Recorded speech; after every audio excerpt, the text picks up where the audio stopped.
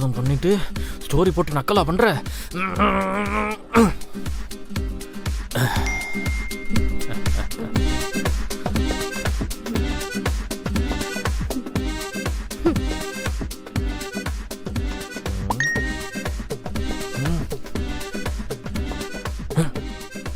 வர்றா.